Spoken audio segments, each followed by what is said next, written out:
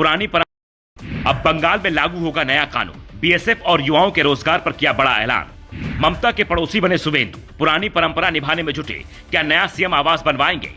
ये तस्वीरें हैं बंगाल के नए युग के शुरुआत की, जहां के सीएम कार्यालय तबन्ना में सुवेंदु अधिकारी नए अंदाज में दिखते हैं। उनकी कुर्सी पर भगवा तौलिया रखा नजर आता है, जो अब तक योगी आदित्यनाथ की कुर्सी पर ही दिखता था। तो क्या सुवेंदु अधिकारी ने योगी मॉडल अपनाने का सीधा ऐलान कर दिया है? क्योंकि एक तरफ इनकी कुर्सी पर भगवा तौलिया है, तो दूसरी तरफ सामने बैठे प्रदेश के डीजीपी और कोलकाता के पुलिस कमिश्नर हैं, जिन्हें यह कानून व्यवस्था को लेकर सख्त आदेश देते दिखाई दे रहे हैं। इस बैठक में बंगाल के मुख्य सचिव भी मौजूद रहे, जिनसे प्रदेश के ताजा हालात का जायजा सुवेंदु अधिकारी ने लिया। और फिर पहली कैबिनेट की मीटिंग में इन्होंने 6 बड़े फैसले लेकर यह बता दिया कि जनता ने जिस भरोसे के साथ चुना है, उस पर खरा उतरने की कोशिश करेंगे। पहला फैसला, आज से केंद्रीय गृह विभाग और बीएसएफ के लिए भूमि हस्तांतरण की प्रक्रिया शुरू की जा रही है। भूमि एवं राजस्व सचिव और मुख्य सचिव को 45 दिनों के भीतर बीएसएफ को जरूरी जमीन देने की जिम्मेदारी सौंपी गई है। दूसरा फैसला, आयुष्मान भारत समेत केंद्र की कई योजनाएं आज से ही पूरे पश्चिम बंगाल में लागू होंगी। ममता बनर्जी सरकार में अब तक ये योजना लागू करने की अनुमति नहीं मिली थी।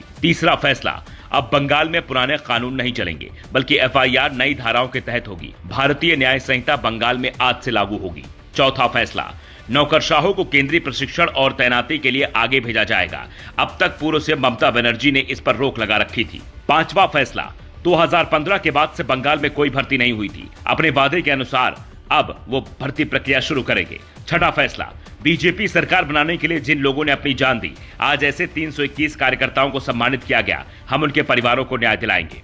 ये वो फैसला है जिसने बंगाल बीजेपी कार्यकर्ताओं को बड़ी हिम्मत दी है, उनकी भावनाओं को समझा है। और खास बात यह है कि सुवेंदु अधिकारी कुछ मामलों में ममता बनर्जी के दौर से चली आ रही परंपरा का ही पालन करते दिख रहे हैं। जैसे ममता बनर्जी ने सीएम रहते हुए अपने आवास के रास्ते आम लोगों के लिए खोल रखे थे, और वो किसी सीएम आवास में नहीं बल्कि कालीघाट में अपने आवास पर रहती थी। ठीक वैसे ही सुवेंदु अधिकारी भी फिलहाल अपने चिनार पार्क वाले फ्लैट पर रह रहे हैं, और अपने घर के आसपास बैरिकेडिंग लगाने से साफ मना कर दिया है, ताकि आम लोगों को कोई दिक्कत ना हो। कहा जाता है बंगाल में हर सीएम का स्टाइल अलग रहा है। वहां आधिकारिक तौर पर कोई सीएम आवास नहीं है, लेकिन अब खबर है आने वाले दिनों में वो सौजन्य कॉम्प्लेक्स अलीपुर में शिफ्ट हो सकते हैं।